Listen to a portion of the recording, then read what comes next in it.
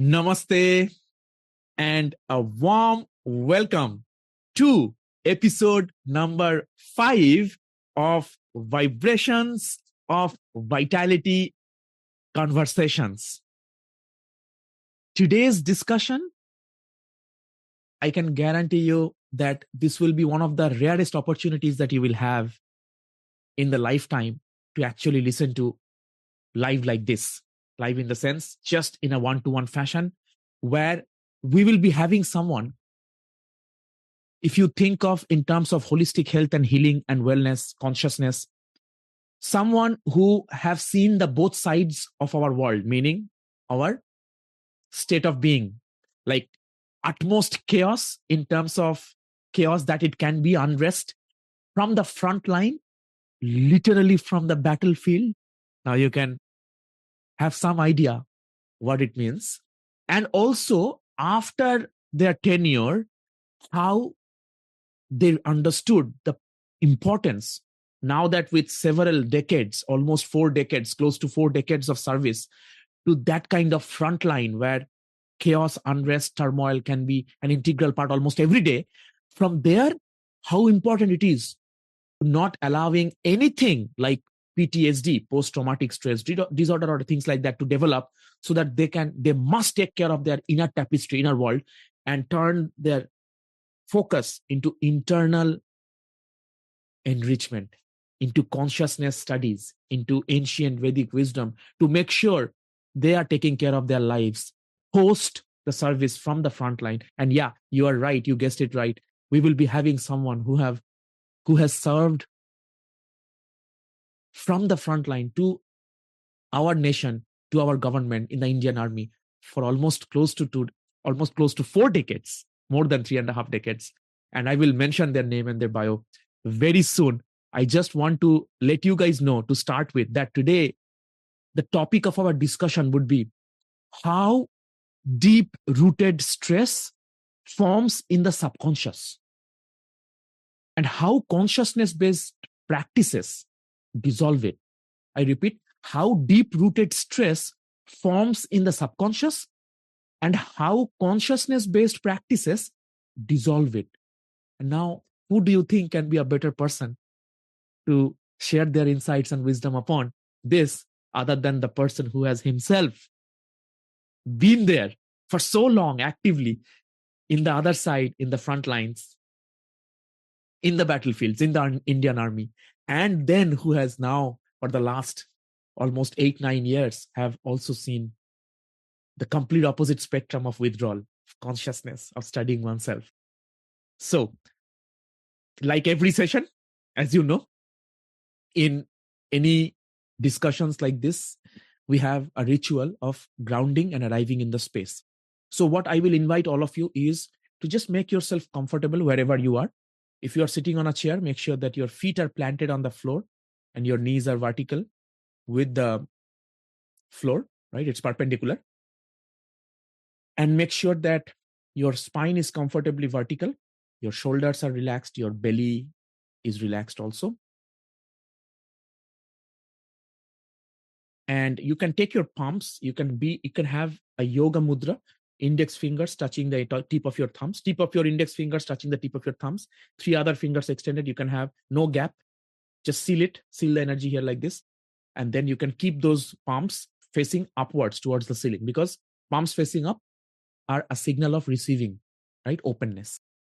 So relax yourself, situate yourself there, and just bring your attention to your breath. No need to change anything, just observe and focus onto your breath. Make sure your chin is slightly towards the chest, not long back of your neck. Acknowledge your thoughts, and every thought arising now, you can say the magic 4 words, TYFS. Thank you for sharing. Acknowledge the thoughts and let it pass by.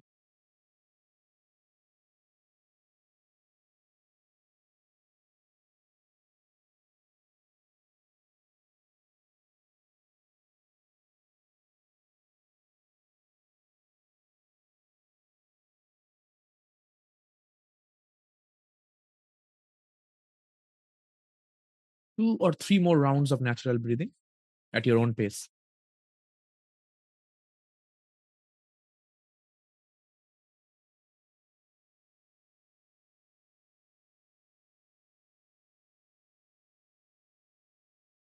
Now we will be gradually shifting our focus from our natural breathing to deep belly breathing. So as you draw the inhale up, your belly goes outward. Elongate the breathing, inhale up, all the way up, as if you are gaining some height through the crown of your head towards the ceiling. Pause at the peak. Exhale, slow, deep, deliberate, long exhalations. Belly comes towards the spine gradually. And exhalations are longer than inhalations.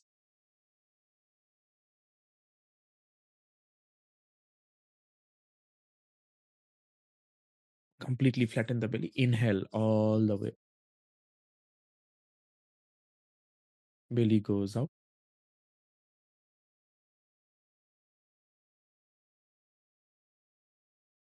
Pause at the peak.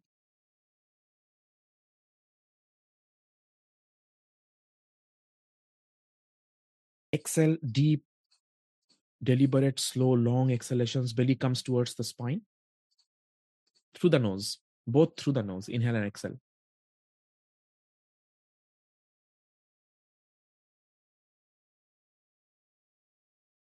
Last time. Inhale all the way up. Belly goes outward.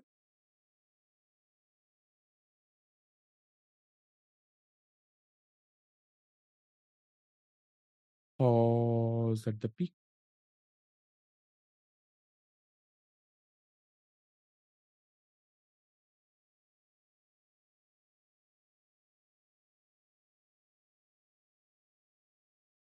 As you exhale, bring the belly towards the spine.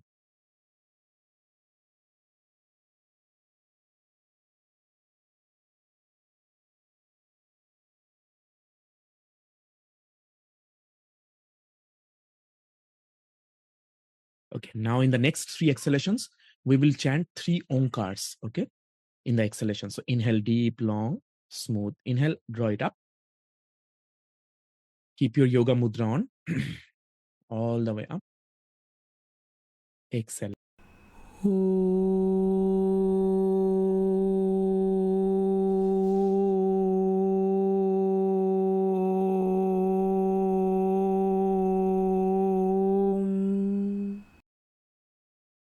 Again, inhale, draw it up. All the way up. Pause at the peak. Exhale, onkar.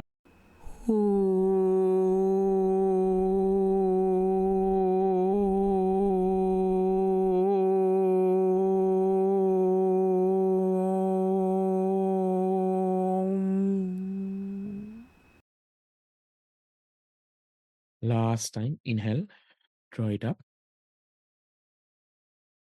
This time after the Omkar, we will also have a silence. Every time there must be a silence also after the Om, but this time we will do it deliberately. All the way up. Pause at the peak. Exhale.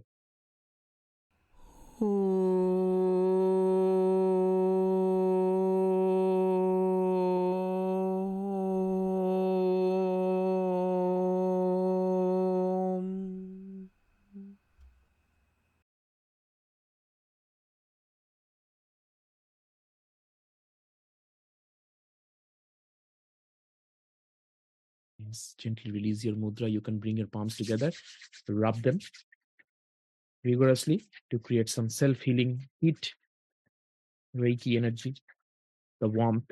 And then cup your eyes. Just hover your palms over your eyes. If you're wearing glasses, you can move them aside for now.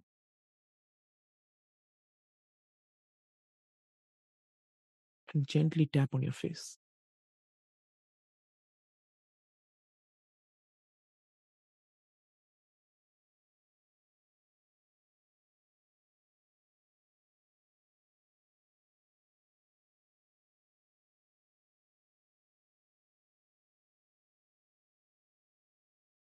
Welcome to episode number 5 of Vibrations of Vitality Conversations. As I was mentioning before, today we are going to have an heart to heart conversation on how deep rooted stress forms in the subconscious and how consciousness based practices dissolve it. And today I am elated and honored to have my dear colleague and friend, Colonel Kul Bhushan ji, retired, as our guest who would be sharing our insights. And I would introduce Colonel Kul Bhushan ji just to give you a glimpse what an illustrated career he has had throughout from the beginning till now. And although any words would not be sufficient, but here is a short excerpt from what we can know about him in this short time. So Colonel Kul Bhushan retired. He began his formative years at a Sainik school, imbibing values of discipline and service early in life before joining the Indian Army at the young age of 21. He went on to serve the nation with distinction for an extraordinary 37 years, embodying leadership, resilience, and unwavering commitment. Following his retirement, he continued to contribute through select civil assignments until a deeper inner calling drew him toward Vedic wisdom and the science of consciousness. Since October 2020, he has been deeply immersed in the practice and study of meditation, with transcendental meditation becoming a central pillar of his inner life. A devoted practitioner of the teachings of Maharishi Mahesh Yogi, Colonel Kul Bhushan has completed multiple advanced courses and is today a certified consciousness advisor from Maharishi International University. And notably, probably one of the very selected few, could possibly also be the only one in India so far to have this distinction of being a certified consciousness advisor. In this phase of his life, he dedicates himself to sharing the technologies of consciousness gifted to the world by Maharishi Mahesh Yogi ji, conducting insightful online sessions that bridge ancient Vedic knowledge with modern lived experience.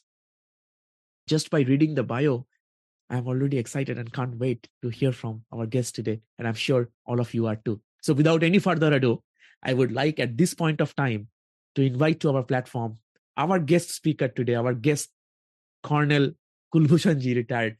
And Kul Bhushan ji, welcome to Vibrations of Vitality Conversations. Jai Gurudev. Jai Gurudev, namaste. And thank you so much. First of all, I would just like to say thank you for taking the time and willing to be a part of this and sharing what you will be sharing today. And every bit of those insights and wisdom, I'm sure, is going to in fact impact somebody or the other in certain ways. So thank you once again and welcome to our podcast session. Thank you so much, Dr. Dev. I am indeed humbled with the exciting bio that you just spoke about me. Thank you so much. And it's an honor and pleasure to be with you in this conversation that we're going to have today. Thank you. Thank you. Thank you so much. So, I'm pretty sure that here the listeners and our viewers would be directly waiting for hearing from you. So I would not spend much time in, just me speaking. So I would just directly set the stage by just posting this curious question to you that, from your lived experience, as we have seen, 37 years as an active army personnel and with distinct positions, right? From your lived experience, where does deep-rooted stress actually originate from? Yeah, that's an apt question to start with. And I would say it has two parts. One is the stress and one is the deep-rooted stress. So stress is, we generally know it's a psychological or emotional pressure that is because of the demanding situations that we face. And the symptoms are restlessness, nervousness, irritability, such like symptoms. And when it goes into advanced stages, then it results into, you can say, anxiety, depression. And those are little serious situations. In the sense, then it starts affecting your lifestyle, your way of living, your day-to-day living, your sleep patterns, your heart rate, etc., starts getting affected. So these stresses, as I said, they may be starting with a demanding situation, but then they get stored in your subconscious mind and they remain there till an opportunity arises for them to spring up and disturb you again and again. So I just wanted to ask you, Kul Bhushan ji, that yeah, I mean, of course, that it just waits, as you mentioned, it waits for its ideal environment to just trigger it. And how much have you seen, especially, and I think we are all curious about to know from your experience of that army phase of your life, right? How much do you think that experience can potentially, clearly not for you, but can potentially be the cause of the deep-rooted stress subconsciously over the years? If you can share from that live experience back then. Life experiences, I think I'll leave it at the time being in the sense I'll cover it in a general way. And Okay. general way, we can see day-to-day activities in the office or in a relationship or when Right. you're sick or something. All these things are going to take place, bound to take place. You cannot avoid the external environment. It is going to happen one way or the other. And Right. once the impactful situations they arise, they are the ones they cause disturbances. And let me give you an example. Yeah. If we are driving on the road, normal we are driving, and we hear a loud sound coming right behind you. Now, what happens is, now I'll talk about, say, a bit of scientifically what actually happens. The moment you hear the voice, your auditory cortex, it receives that voice and it identifies it Correct. as a threatening voice, and it sends the message to limbic system, which Mm-hmm. is the storehouse of recent memory as well as your emotions and your Correct. behavior.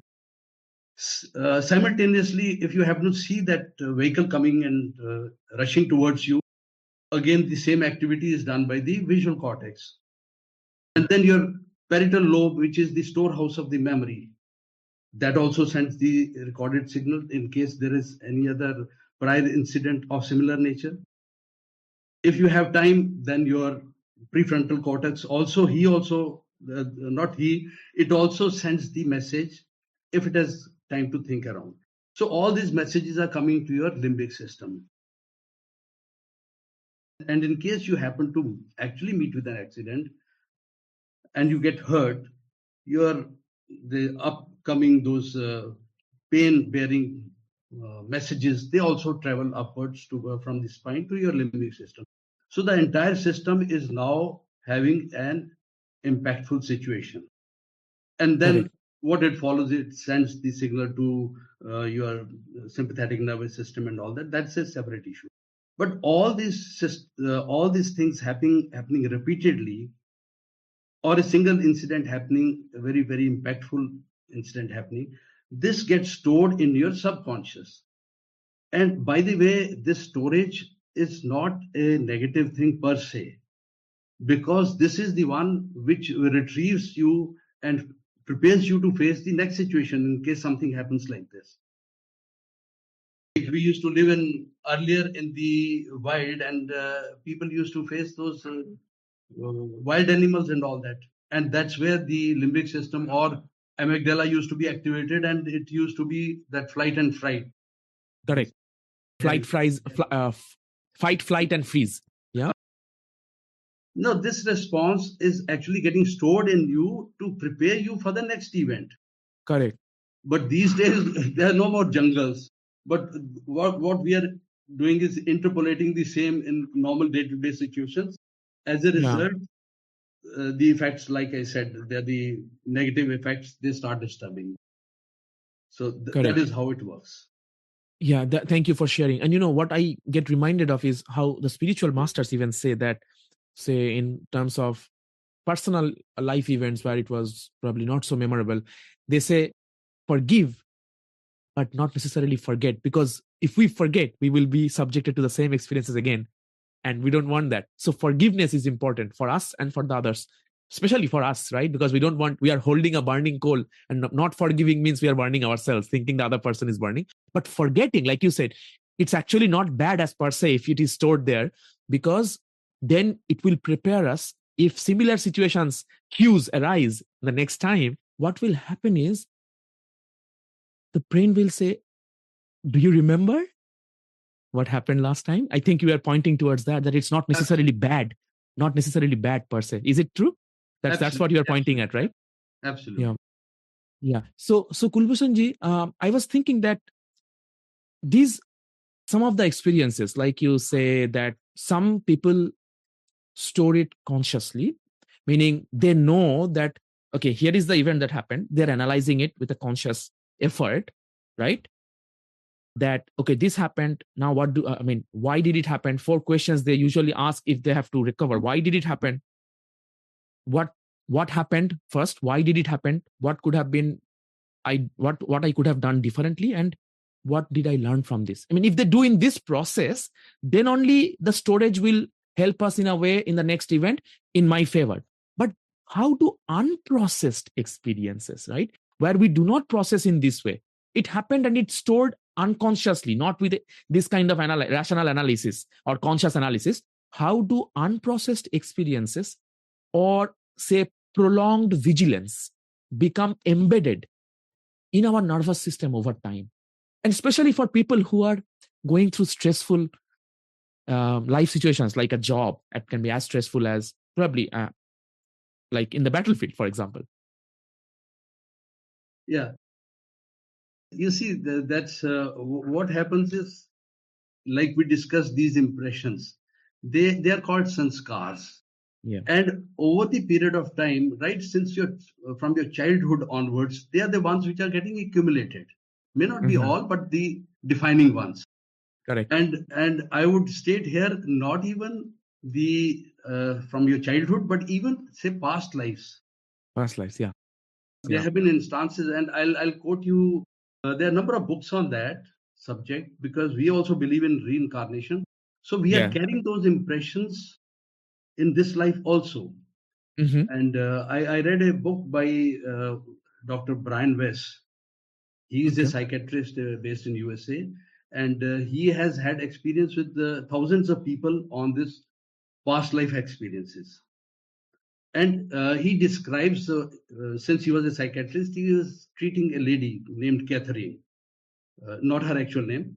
And he could take her back, because psychiatry, when it was not working, the treatment was not working, accidentally he happened to regress through hypnosis and go back to past life.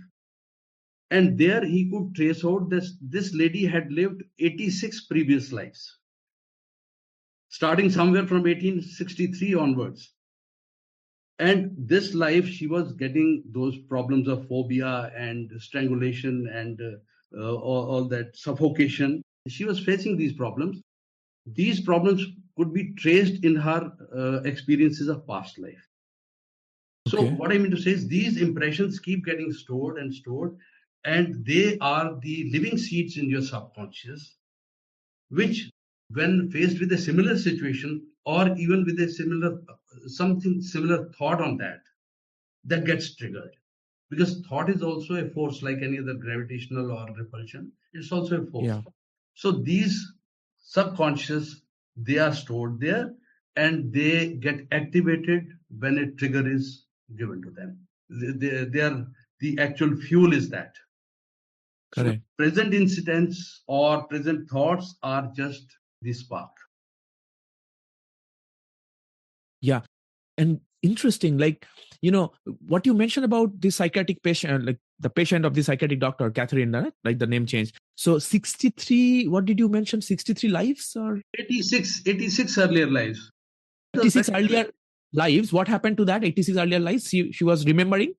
Yeah, because at times she was getting drowned. At times, some relation of hers strangled her. And then another interesting case he was mentioning, like he was treating an obesity patient. So Right. that obesity patient was just not getting rid of that fat over his body. What he could take him back and find out that in the past life, this person had died of starvation, and that impression he was carrying. And there were so many very, very Wow. interesting instances. Wow. So this is how those impressions keep getting fast forwarded, you can say. Thank you. This is super exciting. The name of the book you mentioned and the author? This is Dr. Brian Weiss, Many Lives, Many Masters, and there are a series of books, number of books.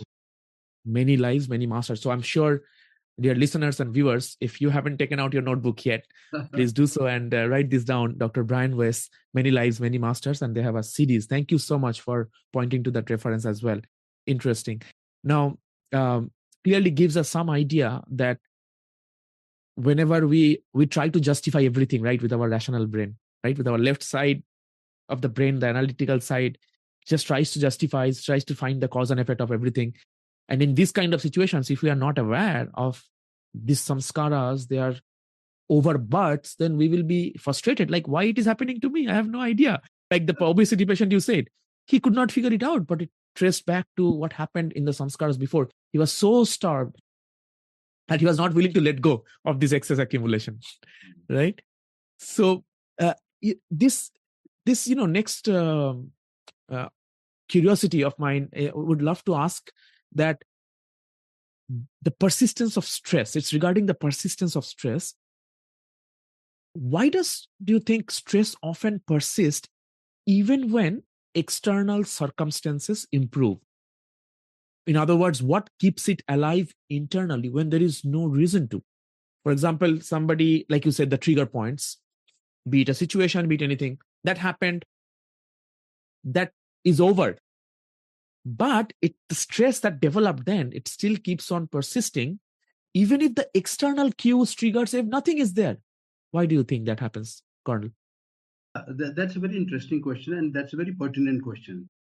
You see, what happens is stress, we discussed, it gets stored in your subconscious.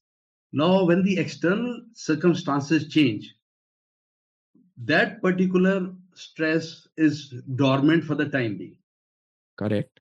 Say, for example, a person meets with an accident I had just quoted, and now he is moved to a place where there's hardly any traffic. He goes every day, he's calm, and there's no problem. Yeah. He's sitting with his family members and he watches a TV news where they mention about an accident. The other family members may not react at all, but this person, he will, because that seed is still alive in his subconscious, that will get triggered and that will associate with his past experience. Correct. You see, whatever happens, there's a fact which is happening, there is an incident taking place, but one adds his own story also to it, and that is what triggers this thing. So external circumstances, yes, good enough, but they are temporary measures. The stresses have to be cleared from the subconscious, and they cannot be done with just attending to the external circumstances. Right. So I like that part when you said that they add their own colors to it. It's our own, we say, the masala, right? We add our own masala to make the tadka. So it's like, for example, I was having a book club discussion on mindset, the growth mindset and the fixed mindset, that discussion of Dr. Carol Dweck, Professor Carol Dweck, as a US psychologist. So anyway, so the same thing, for example, glass of water half full, if you ask to explain two persons, one will say that in an optimistic way, oh, it's already half full, I just need to put another half glass of water and it will be completely full. Whereas the other person says, oh my gosh, it's already half empty, so what if the other half also goes away? So see, the same event, the event is neutral, but adding our masala to it, depending on what our samskaras are, what we have gone through, we will explain and interpret it in different ways. Just like the news that you said, people listening to the same news, but reacting in different ways. Similar, right? Yeah. So, yeah, thank you for sharing. So we talked about in this few of this initial discussion, we talked about the deep-rooted stress, how it stores in the consciousness, and even like how it manifests in certain situations, all of that. The next part, I would like to have this conversation, take this conversation to a point where we are not only talking about what it is, but what to do now, right? what to do. Yes. So I think people would want to know, because it's great that they know that there is a problem, but then if we leave them with that, then I think it's not nice. So anyways, so I would like to have these next few like discussion pointers to be on limits of effort and the role of awareness, because you, after your tenure with the Indian Army, now that in the last 8-9 years you have been actively involved with learnings and teachings of conscious um, mindfulness, meditations, all of that. So, talking about limits of effort, why do you think, Kul Bhushan ji, that why do effort, discipline, or control even fall short when the stress is deep rooted, as discussed before? Some stress is deep rooted, and Yes. somebody is giving effort, being disciplined or trying to controlling what is happening. Why do they fall short when the stress is deep rooted?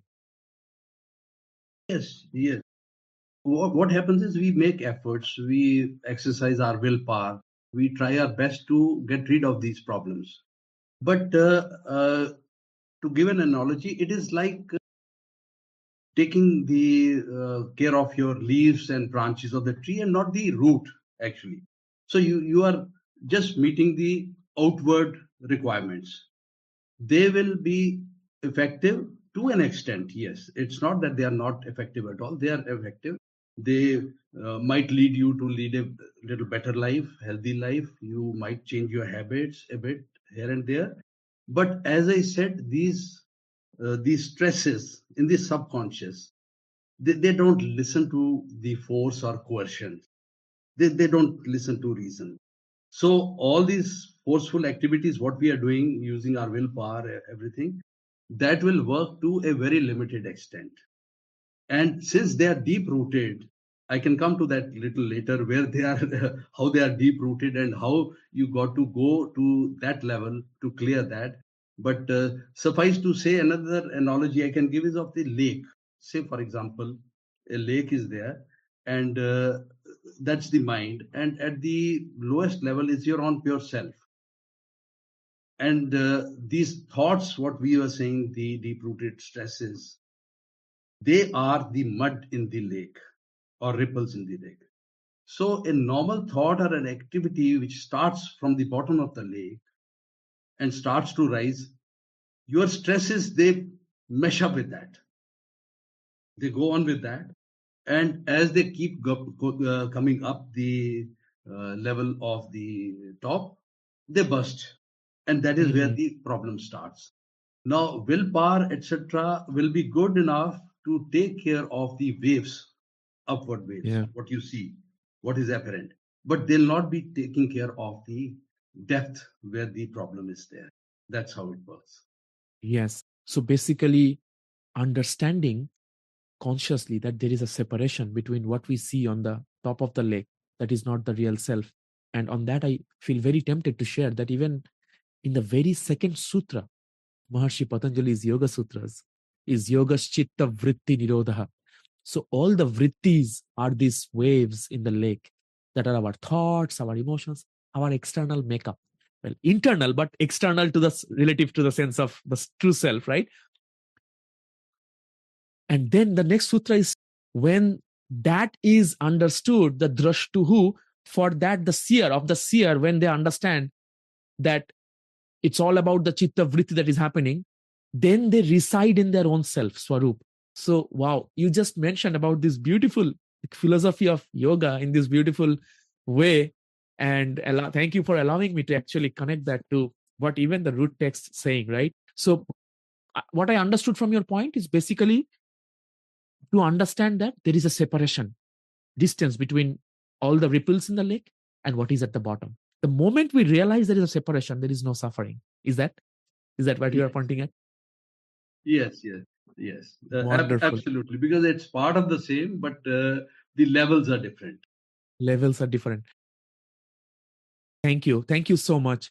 And talking about awareness versus willpower, very important. And also for willpower, I would say one is awareness for sure. Another is environment, right?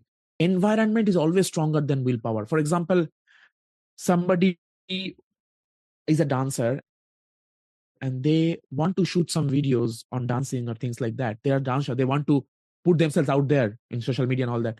But the environment means they are in a condition where there is no space. Like they don't even have any space to do that, neither a camera nor a recording device, not even a phone. So their willpower is there, but if the environment is not supportive, the willpower can only go so far. Of course, the awareness is the first thing, but I would just like to add there that environment, what we are surrounding with ourselves with, whether it's logistical things or with the environment that is conducive for what we want to achieve, that will take us far, not just the willpower, right? Do you agree? The environment along with the awareness. Absolutely. So talking, yeah, please go ahead. Yeah. It just I got just reminded when you say dancer. I got connected with the reincarnation part. You find all these television shows which are taking place. You find the 6-year-old, 8-year-old, such a beautiful dancer. Now nobody has taught her this dancing. So where does that where does it come from? So that's how the impression. Wonderful. Yeah, like you are pointing out to the child prodigies, right? Yes. Not the acquired skill. Yeah. Yeah, people speak languages which they have never, or which even is not taught in the country where they're living. Yes, I have seen the videos, like a Russian baby, like a little Russian baby who was speaking 6, 8, or even 10 languages. Her mom was asking some question, sentence, and she was just telling it in different languages. A little baby, she's still feeding on her, like the baby food on the toddler stroller. And in one of the YouTube videos, I was saying, wow, yeah, child prodigies. So the samskaras they are taking care of. I mean, that's coming onto surface, right? So, so Kul Bhushan, talking about awareness versus willpower, what does awareness provide that willpower simply cannot? Awareness is actually going to your deepest source, the starting point of your own self. And here comes in the what we have been taught in the transcendental meditation and other technologies. You see, I'll take the help of quantum field theory as well as what is the mental realm, what happens. Now, what we generally see around us is the matter. But when you go deeper and deeper at the deepest level, say atoms and molecules, and at the deepest level, there's just forces, and thereafter it is all empty. Nothing. Sorry, after there is empty, all empty. Okay. Emptiness, complete emptiness. Complete emptiness. And okay, yeah. Yes. And this is called the ground state or vacuum state, and scientists call it as this field of consciousness, unified field of consciousness. Now, in the mental realm, also the thought process is is the same. The thoughts, what you see, what we are speaking, audible things, they are starting from some point, and that is the deepest level. It is again the field from where it is coming. It is an unmanifest field, completely. But this is the field which is absolutely unbounded in space and stable in time. This is the home of all knowledge. This is the home of all the laws of nature. And from this field, everything comes up. If we can access that field and we operate from that field, that is when the natural law will be supporting all our thoughts and activities. So unless we go to that field, because mind will not be able to take you there, mind cannot deep dive. Of course, we have to use the mind to go there. But it is therein comes the technologies of consciousness and transcendental meditation. For that matter, all meditations. They are the source, they are the way, they are the vehicles to take you to that level, which willpower will not be able to take up. And once we operate from there, that is how your your intelligence increases, your creativity increases, mind-body coordination is there, and all the plus points are there, which are there. And the beauty is that your negativity starts reducing. All the qualities of anger or whatever you have in you, bad things, they all start getting dissolved. This happens when we take the help of these technologies of consciousness.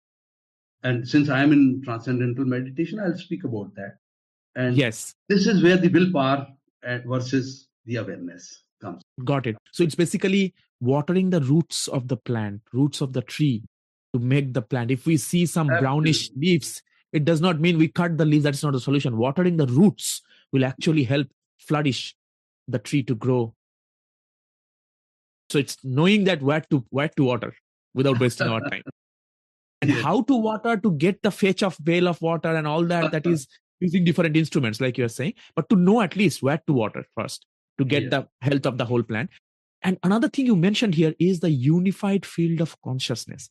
And after my 12th standard, I was doing a summer school and I went for the Indian Association for the Cultivation of Science in Kolkata itself. And we were doing some quantum physics study. And the quantum physicist was saying, professor there, that we were learning a little bit about how everything is energy, right? How quantum physics is all about energy. And the new theory, the string theory is connecting everything with conscious, like everything, not seeing them as matter, everything is energy. And that one theory can bind all the other laws of physics and like scientific laws that exist that explains matter. So when you talked about unified field of consciousness, I just want to know, without going into too much technicalities, do you have any reference that you would like to share with our viewers or listeners that about that particular concept, unified field of consciousness, or how that connects with the physics, the string theory or quantum physics? Yeah. These are because you are going beyond your classical and physics and atomic physics and nuclear physics. You are going beyond that, and there are a number of reference papers. At the moment, I don't have that, but Okay. of course they're available. And I would like to add another interesting point. You see, Okay. this unified field, scientists call it unified field. We call it consciousness. The seers call it consciousness, or in other words, the Atma. And this has a reference in our Vedic texts also. If we see Chandogya Upanishad, part of Samaveda, in that this is discussed, and how it is brought out by a story in which the teacher is teaching his pupil who is ignorant about it. The teacher is Udalkarni and the student is Shwetketu, who happened to be his son only. Shwetketu was Right. son of Udalkarni. And he's asking him, what is this all about and what is pure consciousness? Means, where do we come from? So he gives 9 examples in that to teach him this concept. And in one of the examples, he tells Shwetketu, go get a fruit of that banyan tree, what is next to us. So Shwetketu gets that fruit, and Udalkarni says, no, open it. And he opens it. And he says, what is there inside? He says, there are seeds. So Udalkarni says, break the seeds. What is there in it? He says, there's nothing. It's empty. So he says, now what you see is empty. The banyan tree will come out of that. So this is the emptiness. This is the unboundedness, what I was mentioning, absolute stability. And from that, everything emerges. And there we have the law of that famous Mahavakyas. One of them is Tattvamasi. He tells, That's also from Chandogya. so he tells them, you are that. So this is the consciousness, what we are talking. And once we reach that, like superstring theory and all that, what you said, there is a lot of material. In fact, there are more than 700 studies what the TM organization has carried out to prove the validity of all the effects that the transcendental meditation and other technologies have. So there's a lot of literature. There are lots of, thank you. And the thing is, what we get out of what you just said is that our Vedic wisdom has everything. Now people are like using their precious time, like not only any community, but the people asking and debating and doubting, and people are spending thousands of dollars setting up, like controlled experiments and things just to satiate the intellectual mind. But if we just have the seer's eyes, it's not a belief system, right? It's like if we are inquisitive, curious, if we just stay curious, like Steve Jobs says, right? Stay hungry, stay foolish. Vedas and Upanishads have everything. Like you said, the 9 different examples.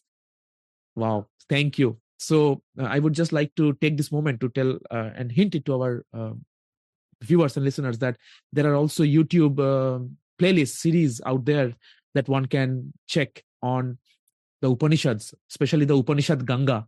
I would say the Upanishad Ganga is a whole series of 52 series of enacting of the Upanishad wisdom, and they are available on YouTube. If somebody searches, and you will see what Kul Bhushan ji was pointing at, all the different Upanishads, the stories in it, they are full of stories, right? All the stories are enacted, and by Chinmaya Mission, a great work that has been done. So one can take a look. So moving to little technical here, like what to do, right?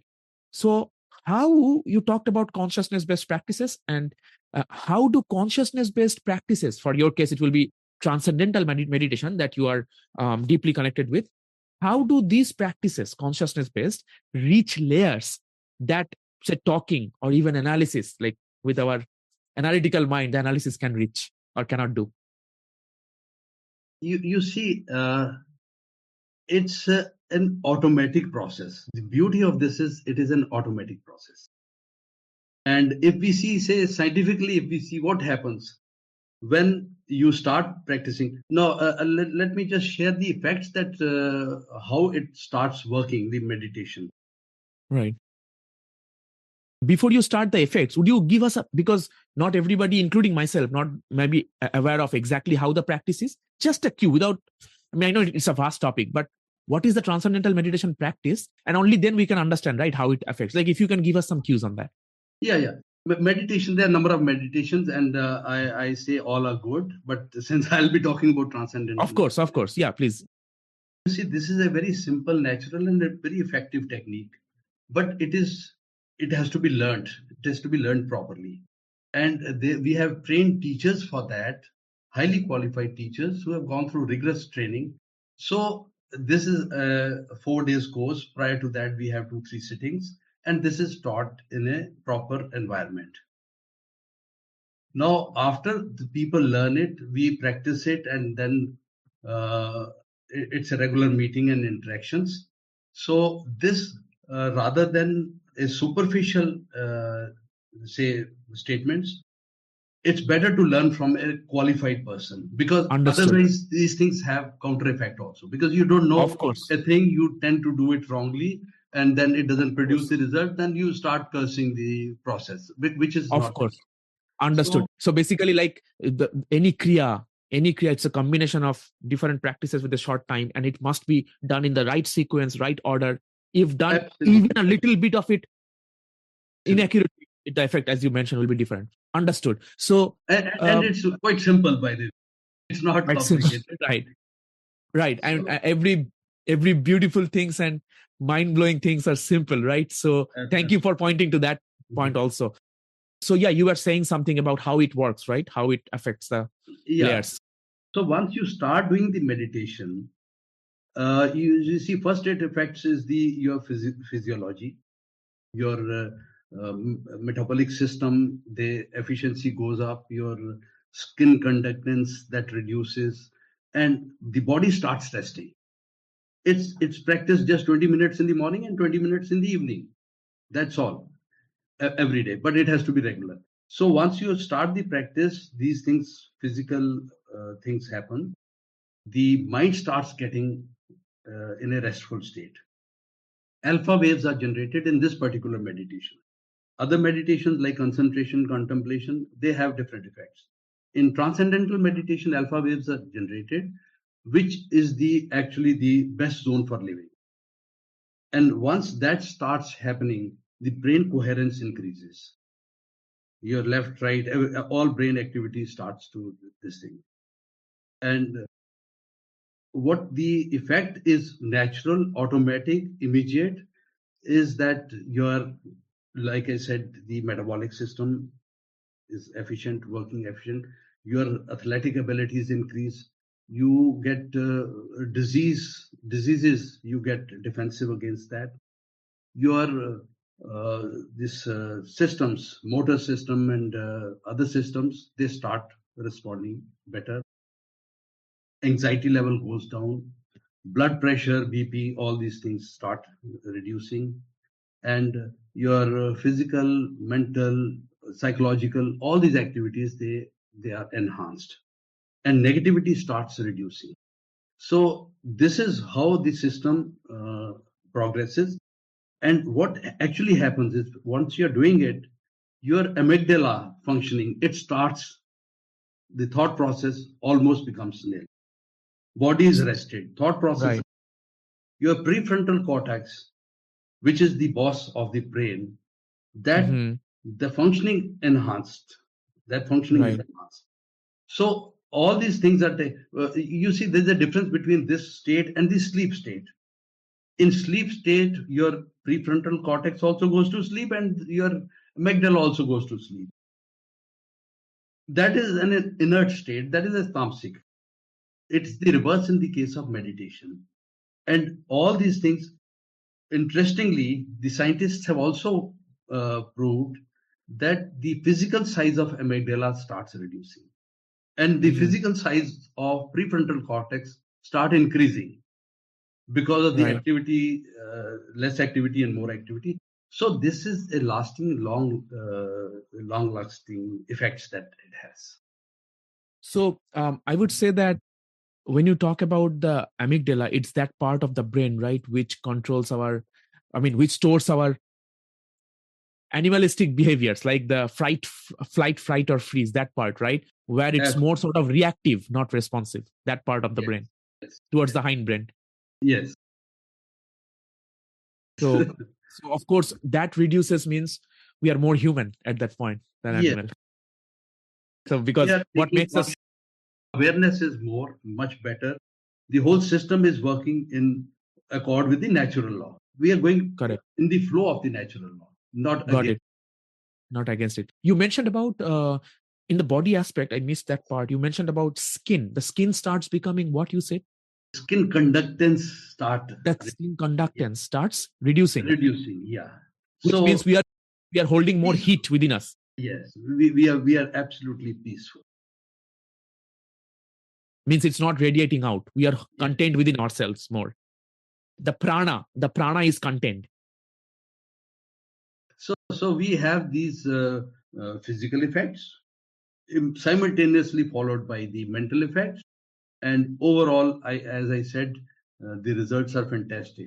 Because like I said, this organization, TM organization, Maharishi Mahesh Yogi started it. He gave the transcendental meditation, and then it's not the only one, because the connected thing is a little complex, so I'll not go into that. But we have other technologies also of the consciousness, like we have Maharishi Vedic vibration therapy, Maharishi Gandharva Ved, then we have Maharishi Yagyas, we have light therapy with gems, we have diet and digestion, we have spices and herbs. Mm-hmm. We have other technologies such as Abhyanga, Marma therapy, Panchkarma, this Vedic, all these Vastu Shastra and all that. So all these technologies are there. So I, as a consciousness advisor, we guide people about their stress points, their frustration trigger points, and we, like friends and colleagues, we try to help them achieve these targets of happiness and blissfulness. Wonderful. And we are so glad to be in a land where we have these masters who are carrying forth this millennia old ancient wisdom. And till date, there are people who are having the opportunities to learn these techniques, which are our real life techniques, not that something we learn and we never use, but it's day to day. It's having a day to day use every single moment. So I would say we are just blissful to be in the land.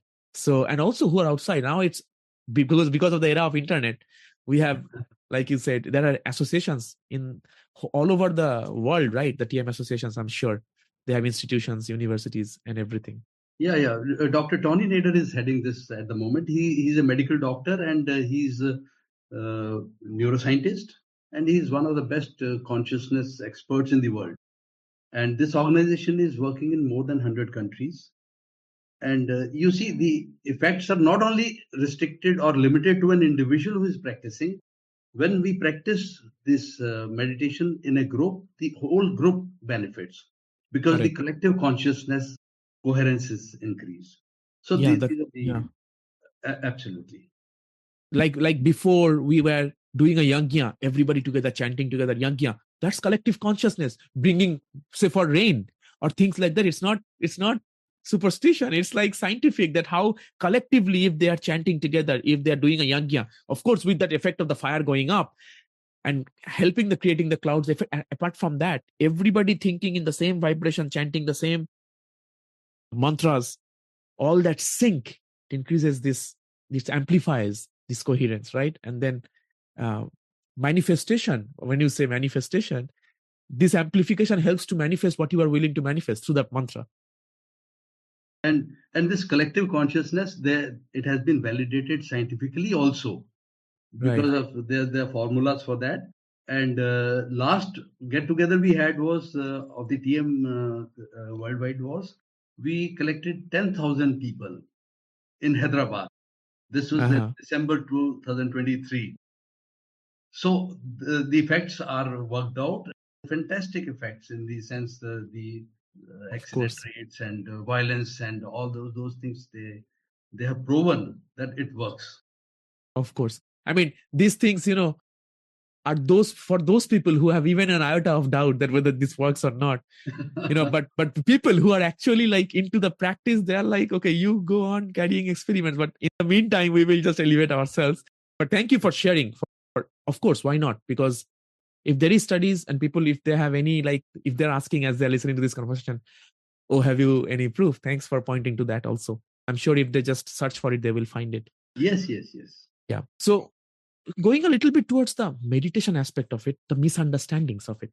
So what do people most commonly misunderstand about meditation when they see it only as relaxation or, say, just increase their productivity? Yes, with this And, misconception. yeah, and Kul Bhushan ji, I would like to say, you can feel free to connect it with particularly the transcendental meditation because you are connected with it, or you can talk in general as well. It's up to you. Yes. You see, this point, what you have raised is absolutely a very valid point because generally people feel it is a relaxation technique and it's against that fight and flight and all that. But that's a very limited understanding. And what I gather, why is it so? Is because the old concept of meditation was that it is for the recluse, it is for the people who are staying in the jungles or hills and they have left their families and it's a very, very hard penance you have to do very tough life and you achieve the ultimate moksha is required.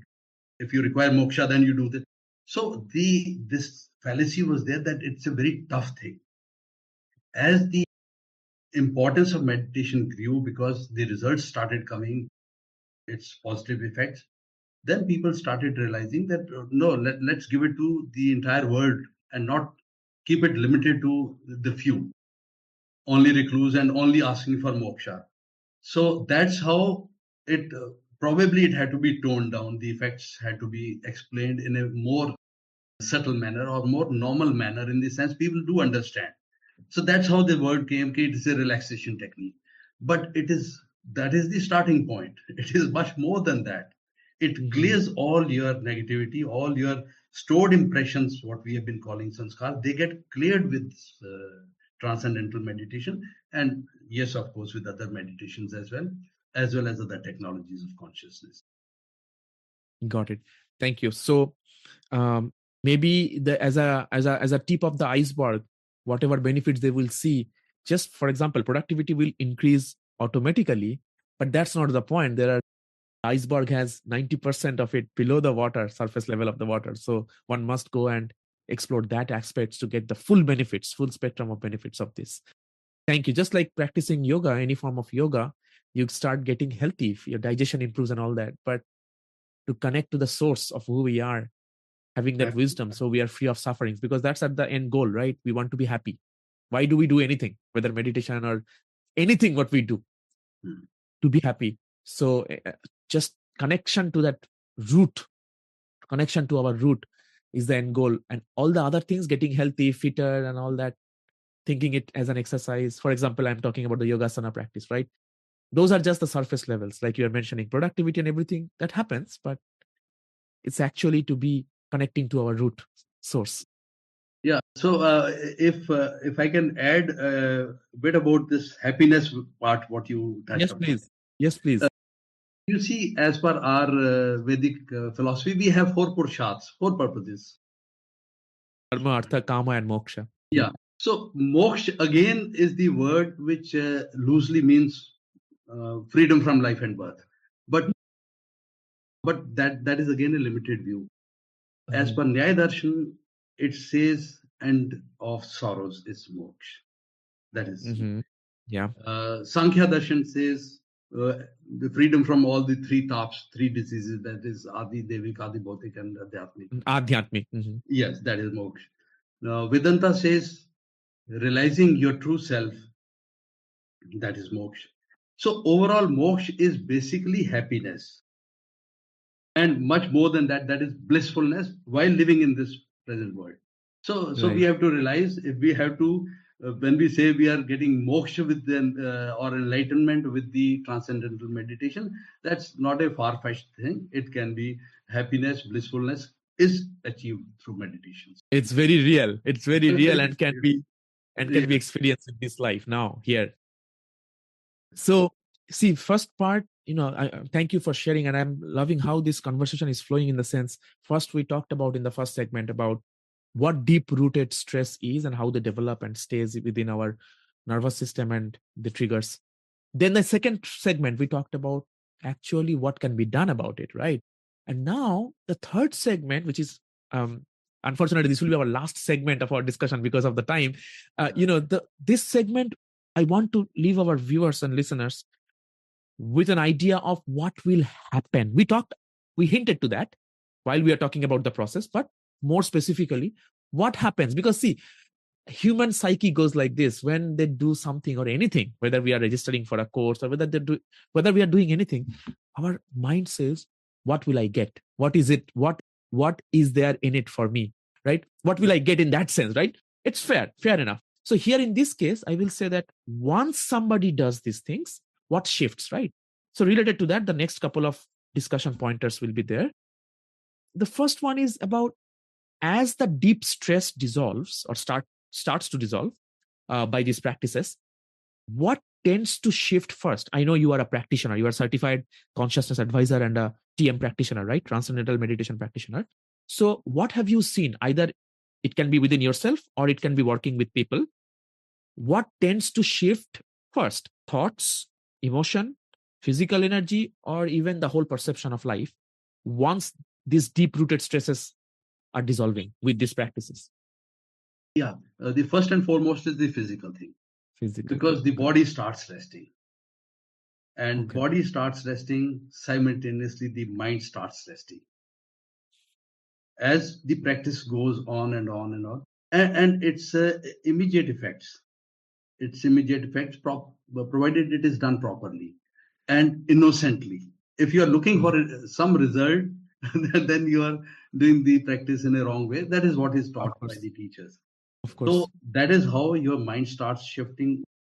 This thing starts more balanced, because it is now getting aligned with the natural law, with the pure knowledge. It is getting aligned, and that is where all your creativity, all your behavior activities, that the performance will be at its peak. Your perceptions will change, your thinking process will change, your day-to-day living will change. You will become a Yeah. different person. But again, it's not some hype what I'm trying to do. These things depend on person to person, but generally I am saying, generally this is what happens. You are a new person because now you are working in alignment with the forces of the nature. That is how it works. Correct. And I totally agree with what you just said, that the right approach is not that, of course, what will I get?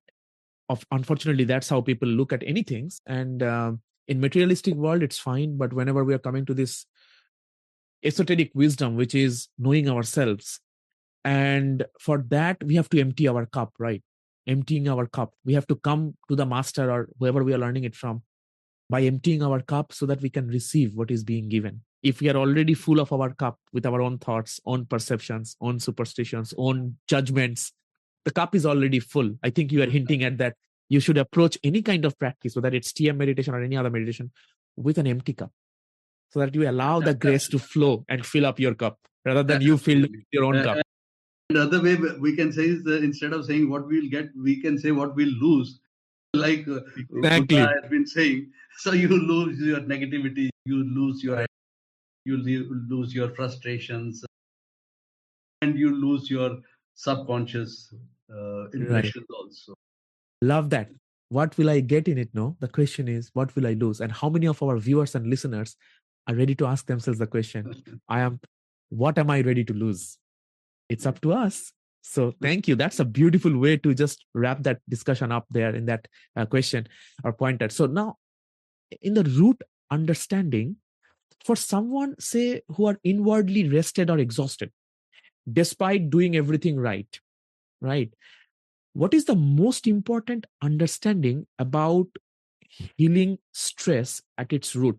And again, please, I want to here point towards the target audience where they are doing very much everything right. Like you can talk about if they are student, the studies, if they are working, their work, family, householder, their household work, they're doing everything right, at least apparently. But inwardly, they're always restless and exhausted.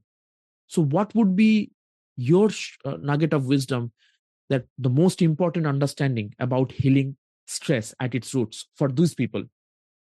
Yeah. So I'll touch upon one is the immediate what one can do, and subsequently what in the long run is this.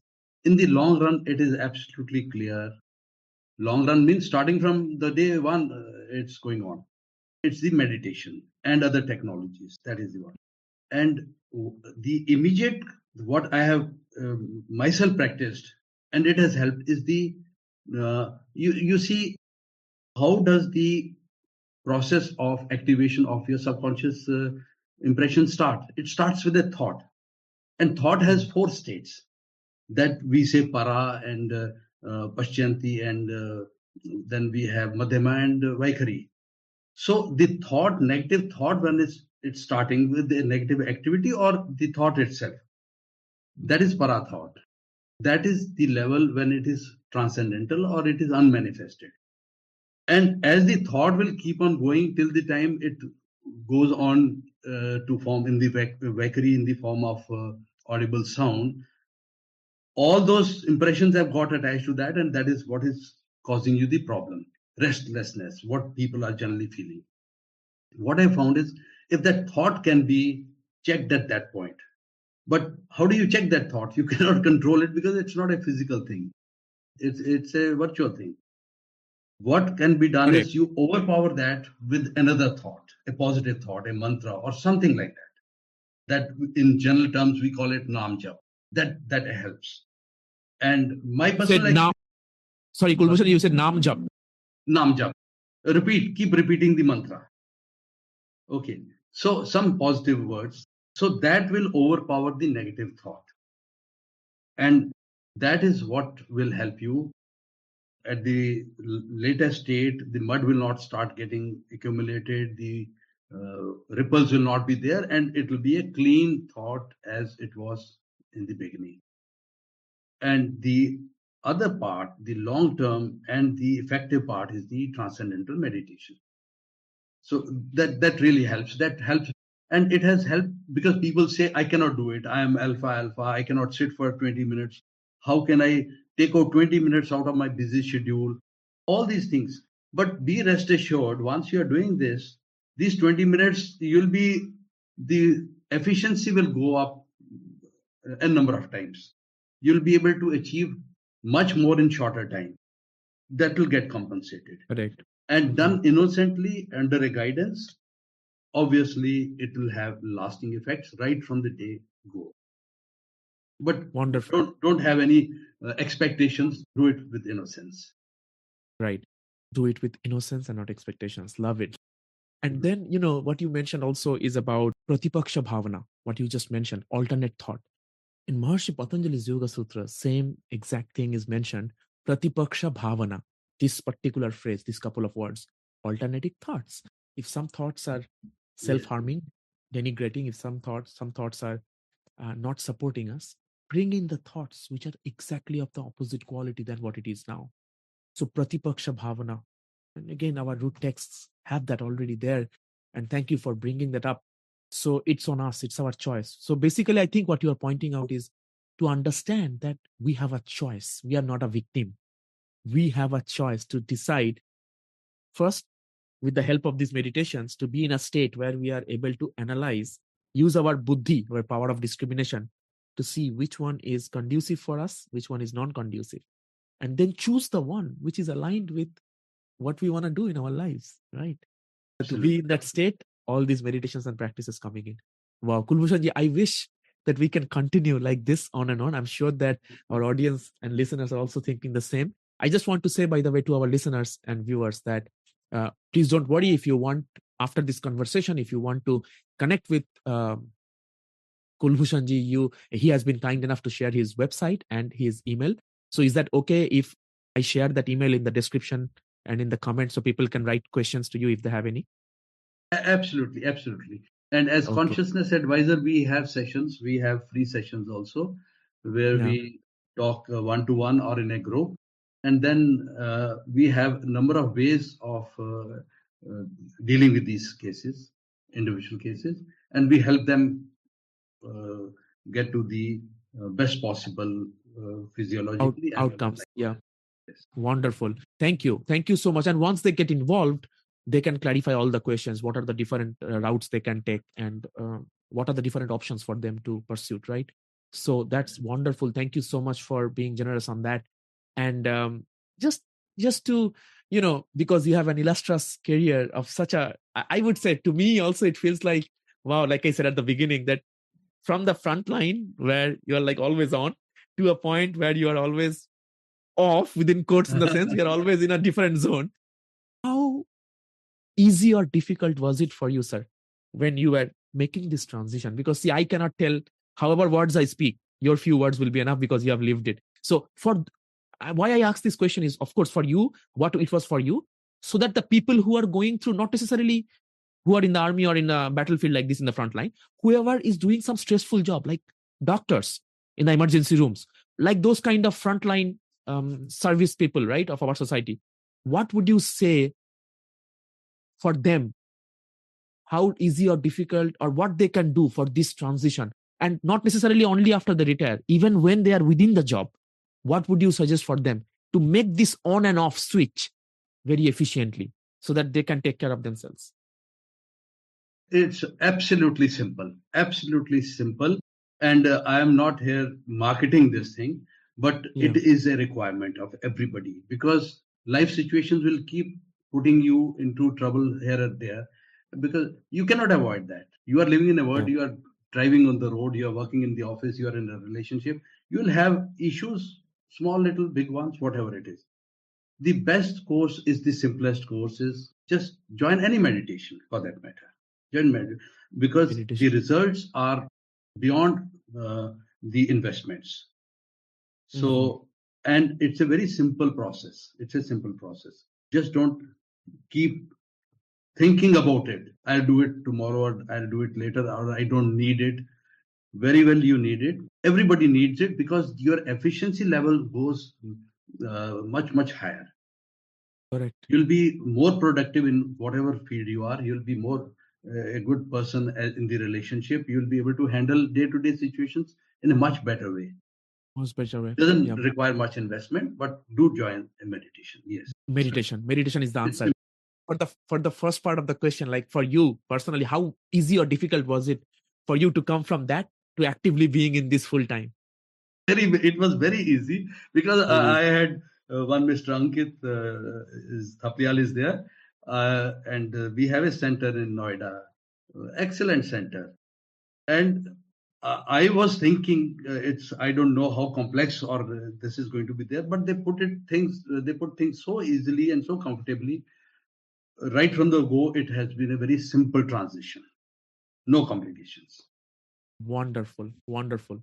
Thank you so much. And later on, if you can share with me any link of these transcendental meditation centers within India or abroad, which I can also share in the description so people can take a look, that would be amazing.